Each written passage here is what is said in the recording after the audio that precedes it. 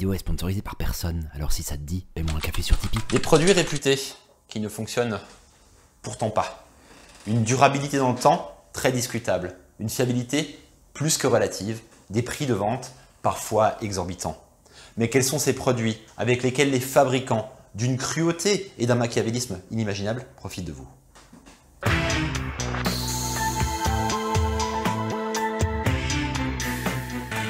Bienvenue aujourd'hui dans cette vidéo des 10 produits que je ne te recommanderais pas. Alors pas du tout, mais je voulais déjà commencer par des remerciements. Vous avez été super nombreux à mon échelle à prendre le soin, le temps de me laisser vos expériences en commentaire, de faire des recommandations de produits, des critiques, de donner des conseils et ça fait super plaisir. C'est grâce au succès de cette vidéo précédente que j'ai décidé de faire cette vidéo qui va vous parler de 10 choses que je ne recommanderais pas. On y va, c'est parti pour 10 trucs que si j'étais toi, j'achèterais pas.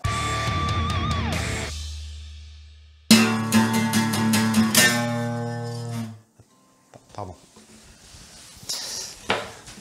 Article numéro 1 que je ne te recommanderais pas, les chambres à air Tubolito. J'étais convaincu, j'avais eu envie de les essayer parce qu'elles sont légères, elles sont censées apporter un confort de roulement et en plus en termes de résistance au roulement, elles sont vraiment bien évaluées.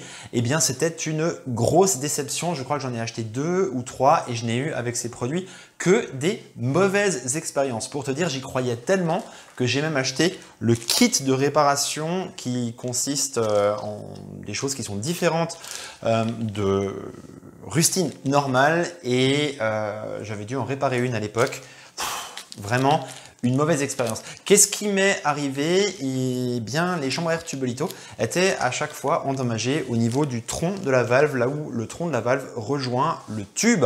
Et ça m'est arrivé 2 ou 3 fois de suite. Donc les chambres à air Tubolito, je ne te les recommande pas. À 30 francs le morceau, ça fait cher de devoir la changer tous les 3 ou 4 sorties ou de devoir la réparer tout le temps. Je jette ça d'ailleurs, tiens. Voilà. Petite astuce, entre-temps, moi je suis passé en tubeless, mais le tubeless, c'est quelque chose qui se maintient bien lorsqu'on y fait attention, qui demande qu'on y prête une certaine attention. Si tu n'as pas envie de passer en tubeless, mais que tu as envie d'avoir une meilleure résistance au roulement, un confort de roulement supérieur, tu peux toujours te lancer dans l'installation de chambres à air en latex. Mais attention, ces chambres à air perdent très facilement et très rapidement de l'air et en plus elles sont assez fragiles au niveau de la résistance aux matériaux chimiques, plutôt aux produits chimiques. Donc à nuancer, si tu es cycliste du quotidien, garde tes chambres à air en butyl et ça ira très bien. Deuxième produit que je ne te recommanderais pas, le Muc-Off Kettenöl für Trockenheit, on dirait du Rammstein. Kettenöl für Trockenheit. C'est pas la forme pour Rammstein en ce moment. J'étais séduit par ce produit, j'avais envie de l'essayer. On est actuellement dans une quête de gains marginaux, des lubrifiants qui lubrifient toujours mieux, qui font perdre le moins d'énergie possible. L'emballage était cool, ça sent bon. Mais j'étais très déçu de la durée dans le temps de ce lubrifiant. J'ai trouvé qu'il ne tenait pas longtemps, que la chaîne recommençait très vite à faire du bruit.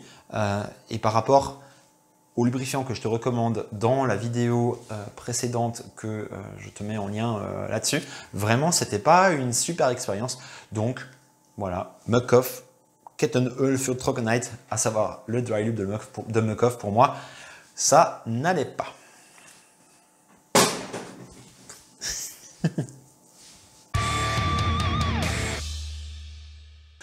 Troisième produit que je ne te recommanderais pas parce que j'ai eu une mauvaise expérience, mes petites fesses ont eu une mauvaise expérience, les selles physiques. En tout cas pour moi, la selle physique Arion. Elle était livrée d'origine sur mon Canyon Grail et je me rappelle lorsque je l'ai reçue avoir fait à peu près 200 mètres et m'être dit ouf, ça va vraiment pas aller.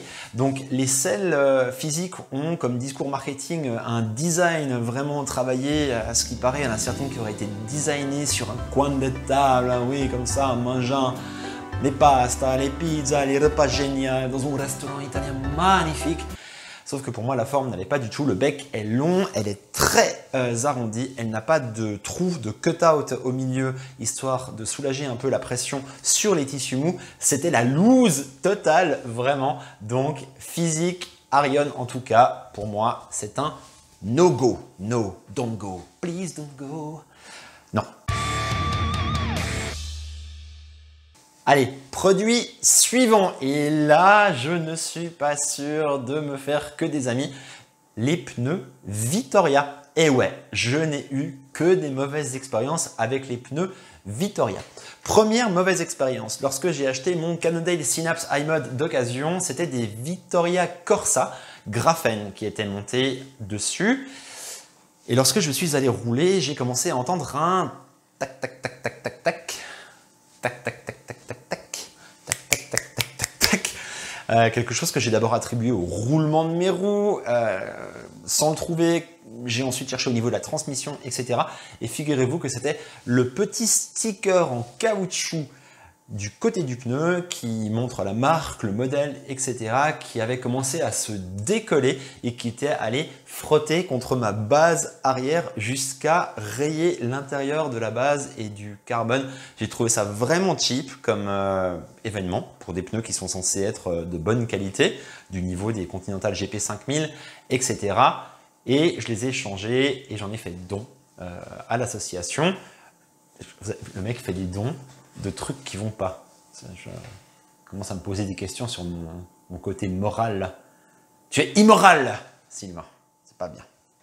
Deuxième mauvaise expérience avec des pneus Vittoria. Je me suis rappelé de la référence. J'ai cherché. C'était des Rubino graphène que j'ai mis sur mon vélo de tous les jours.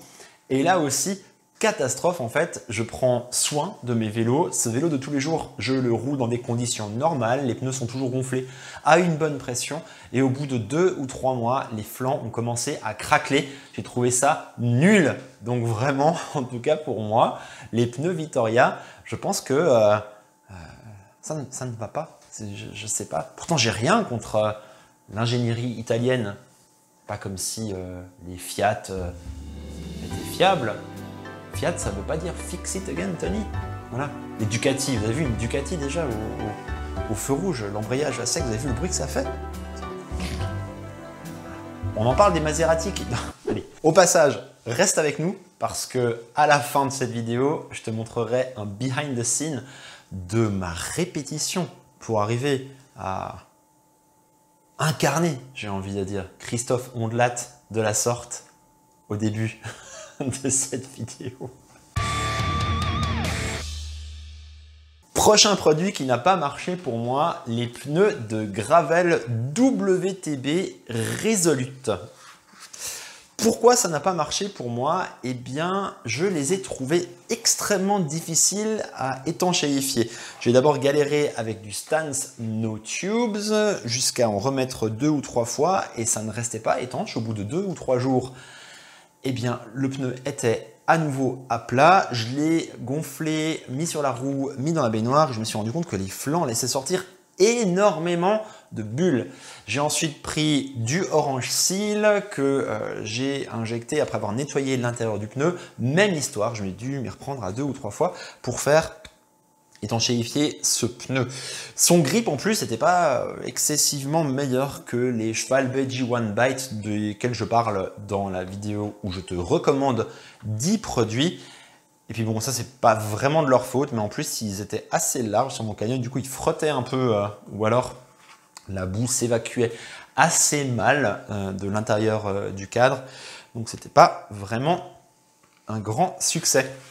Ces pneus WTB Resolute. Donc, je l'ai. Tu le sais ce que je vais faire avec. Je l'ai. On y va? Allez. Merde, je suis oublié sur la guitare. Prochain produit que je ne te recommanderais pas, et pourtant au début je les ai trouvés vraiment super cool, les lampes Knog Plus. Ce sont des petites lampes comme ça sous forme de stylo, je ne vais pas pouvoir l'allumer parce qu'elle ne marche plus, qui se mettent sur votre vélo. On laisse le socle sur le vélo qu'on fixe avec un élastique, ça s'attache comme ça avec un aimant. Le port USB est directement là sur la lampe, ce qui pour la recharger paraît très séduisant. Et en plus, c'est léger, c'est cool. Voilà, sauf que j'ai eu que des mauvaises expériences avec ces produits. J'en ai eu 4, 2 noires et 2 transparentes. Et toutes ont souffert de la même chose. Au bout de quelques mois, l'autonomie chute drastiquement. Et ensuite, c'est le problème de la construction qui se manifeste. En fait, le bouton là n'est pas du tout étanchéifié. Et dès que vous commencez à rouler dans des intempéries, dans de l'humidité, etc., à force, l'humidité fait son chemin à l'intérieur du système. Je te jure, je suis arrivé, pardon pour cette blague, je suis arrivé à les ravoir en sprayant du WD-40 dedans, qui a fait office de spray contact, jusqu'au jour où le bouton d'allumage ne fonctionnait plus. Je devais d'abord appuyer avec une clé très très fort sur ce bouton d'allumage et finalement après elle ne s'allumait plus du tout. Donc en tout cas les Knog Plus pour moi c'est une mauvaise expérience. Je nuancerai le propos par rapport à la marque Knog. J'ai une lumière avant qui s'appelle la Power Trail qui se présente comme ça, qui éclaire mais alors vraiment super bien, comme ça. Mais qui n'est pas exempte de défauts non plus. Quelques défauts auxquels je pense, le socle, le système de fixation est assez petit, fragile, du coup la lampe vibre un petit peu. L'indication du niveau de batterie n'est pas non plus extrêmement fiable, c'est juste 4 petites LED comme ça qui vous montrent le niveau de batterie. Et selon moi, un gros défaut, c'est qu'on ne peut pas la recharger en même temps qu'on l'utilise parce que les ports de charge sont en même temps cachés derrière là où on met l'embout dans lequel se trouvent les ampoules. Donc ça, c'est quand même un peu dommage. Je remercie les personnes en commentaire qui m'ont donné des astuces et des modèles de lampes qui marchaient bien pour elles et pour eux. Ça permet de se faire une idée de ce qui existe. Petite astuce cool quand même, après c'est un truc un peu de geek. La tête là, on peut la brancher en USB sur son ordinateur et on peut programmer des modes de fonctionnement et de clignotement. Voilà, du coup je m'étais amusé un peu. J'ai fait des trucs genre... attendez, c'était laquelle? Bon, j'ai fait... Ah oui, celle-là. Discothèque. Discothèque. Discothèque. Le produit qui suit, je vais nuancer un petit peu. Je sais que Christophe Ondelat vous a dit au début que les fabricants étaient machiavéliques et pervers. C'est quand même le Stance No Tubes parce que j'ai réussi à étanchéifier tous les pneus avec le Orange Seal, mais pas tous les pneus avec le Stance No Tubes. Donc on ne peut pas dire que ça marche à 100% pour moi. Donc je l'intègre dans ce top, mais ce sera intéressant de voir ce que vous en pensez. Si vous connaissez d'autres liquides qui étanchéifient et qui se font office d'anti-crevaison, eh bien n'hésitez pas à nous les indiquer. Le produit suivant, c'est un cas un peu particulier. Il s'agit des pédales Shimano PDEH 500. Je vous fais passer là des images que j'ai tournées tout à l'heure. Quand on commence le vélo, on peut être tenté de rouler avec des cales automatiques SPD et non SPD SL. Les cales SPD, ce sont ces petites cales en métal qui se mettent sur des chaussures avec lesquelles on peut marcher. En général, des chaussures de VTT, de gravel, voire même parfois des chaussures de ville maintenant. D'autant plus avec ces SPD EH 500, ça peut être adapté à une utilisation mixte de son vélo puisqu'elles ont un côté qui propose l'attache avec la cale automatique et l'autre côté qui est plat et qui permet de pédaler avec des chaussures normales ou des chaussures de ville. Donc c'est vraiment des pédales qui ont l'air sympas, soit pour débuter, soit pour faire une utilisation mixte de son vélo. Néanmoins, et c'est là qu'il va falloir me dire, dites-le moi en commentaire, est-ce que je suis un élitiste ou est-ce que j'ai raison? Ce sont des pédales dont l'attache, même avec le ressort serré au maximum, je trouve ne me retient pas assez le pied. C'est très facile de déclipser et du coup, quand on est sur des terrains qui bougent un peu, c'est très facile de tomber aussi et de perdre du coup le contact du pied avec la pédale. Ce sont des pédales qui pour moi ont aussi pris du jeu très rapidement au niveau des roulements et malheureusement, le mécanisme et l'écrou pour ouvrir et pour accéder au roulement n'est pas standard. C'est un de ces mécanismes où il faut un adaptateur en étoile, alors que ça serait bien d'avoir un écrou standard. Donc voilà. Alors est-ce que Sylvain, oui, il prend que du Integra et du Dura-Ace parce que voilà. Hein. Alors dites-le moi, parce qu'à côté de ça, une bonne alternative peut être sur le même principe de pédale avec une face plate, une face SPD, les pédales XT de trekking, desquelles je vous mets une image ici. Donc voilà. Est-ce que je me prends pas pour de la merde? Ou alors, est-ce que j'ai raison? Vous pensez quoi? Vous pensez que les Anglais, ils ont raison quand ils disent buy cheap, buy twice? Ça veut dire achète pas cher, achète deux fois. Vous croyez qu'ils ont raison, les Anglais? Do the English people say things that are right? What do you think about that? Dites-moi ce que vous en pensez.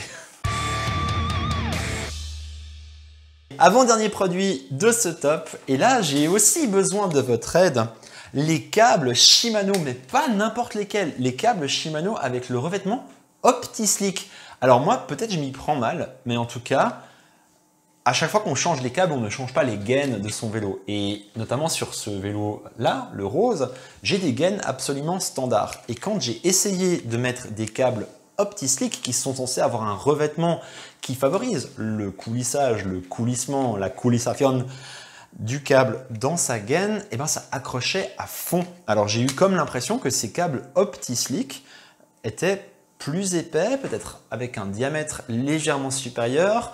En tout cas, pour moi, actuellement, les câbles OptiSlick dans une gaine standard coulissent moins bien que des câbles normaux qu'on aurait lubrifiés au préalable. Donc, pour ma part, c'est un produit que je ne recommande pas. Et on termine sur un conseil pour vos petits petons délicats, mais aussi un conseil de bike fitter amateur que je suis, aka bike fitter en mousse carrément quoi. Mais ce sont les semelles plates dans les chaussures de vélo. Ça, c'est une expérience que j'ai faite récemment et je trouve assez dingue que des chaussures à 200-250 francs soient livrées avec des semelles plates. En l'occurrence là, mes chaussures Sidi qui ont coûté à peu près dans ces eaux-là sont livrées avec une semelle qui n'a quasiment aucun soutien plantaire.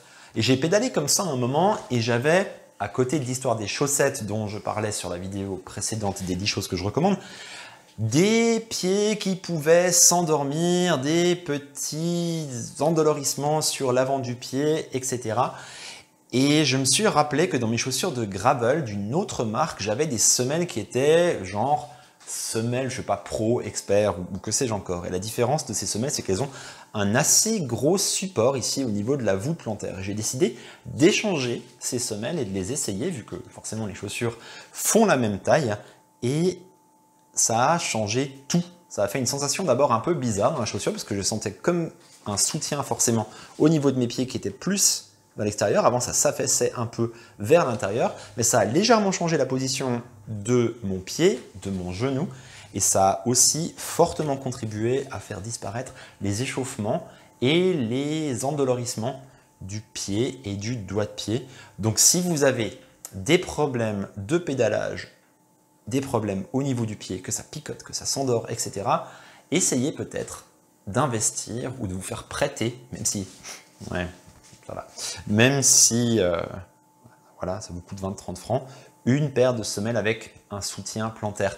Il y a des semelles aussi qui sont vraiment exprès développées pour ça, avec lesquelles on peut déplacer même le soutien et mettre plus ou moins de hauteur. Pour ma part, des semelles à voûte plantaire classiques auront suffi.